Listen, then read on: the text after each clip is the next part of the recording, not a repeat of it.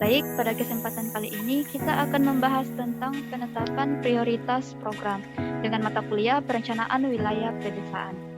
Baik, sebelumnya mohon izin memperkenalkan diri. Nama saya Karmi, kelas PPB 1B dengan NIM 04012176. Adapun indikator keberhasilan yang harus kita capai yaitu kita harus mampu menetapkan prioritas program jangka menengah dalam rangka prioritisasi keterpaduan pembangunan infrastruktur untuk pengembangan wilayah. Untuk mencapai tujuan tersebut, perlu adanya komponen pembahasan yang harus kita bahas. Yang pertama itu ada analisis SWOT. Apa sih itu analisis SWOT?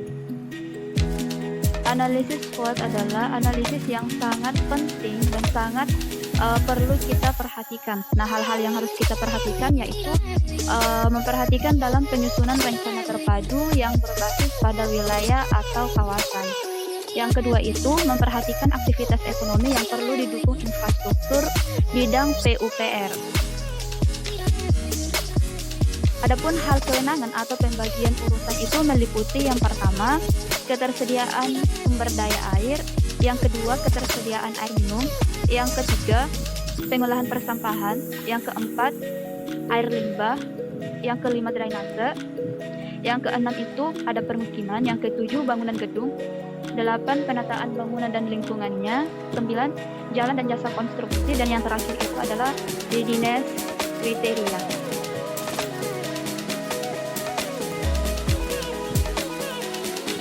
Tema yang selanjutnya kita bahas yaitu analisis kuantitatif strategic planning matrix atau KSPM.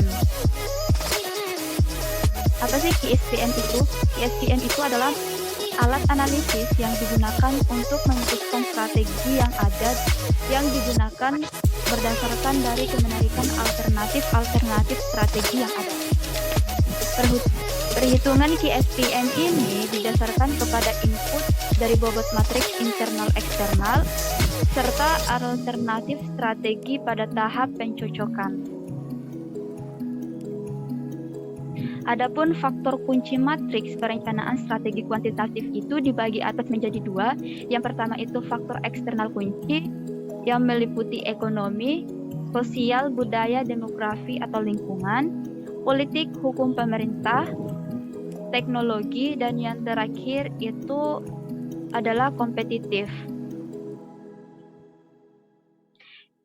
Faktor kunci matriks perencanaan strategi kuantitatif yang bagian internal kunci itu meliputi yang pertama manajemen, yang kedua pemasaran, yang ketiga keuangan atau akuntansi, yang keempat produksi atau operasi, dan yang terakhir itu adalah penelitian dan juga pengembangan.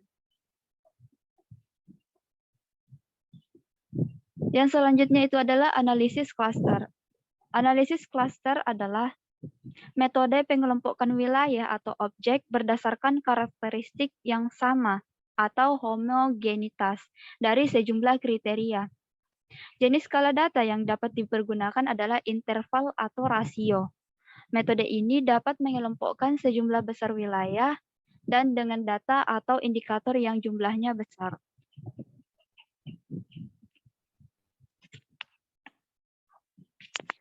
Adapun tujuan dari analisis klaster yang pertama itu mengelompokkan wilayah berdasarkan karakteristik yang sama dari sejumlah kriteria yang dimiliki wilayah yang bersangkutan. Yang kedua itu harus mengetahui anggota pada masing-masing kelompok. Yang ketiga, mengetahui karakteristik pada masing-masing kelompok. Dan yang terakhir, mengetahui jarak masing-masing kasus terhadap rata-rata atau senter kelompok. Baik, mungkin hanya itu yang dapat saya sampaikan. Kurang dan lebihnya mohon dimaafkan. Wassalamualaikum warahmatullahi wabarakatuh.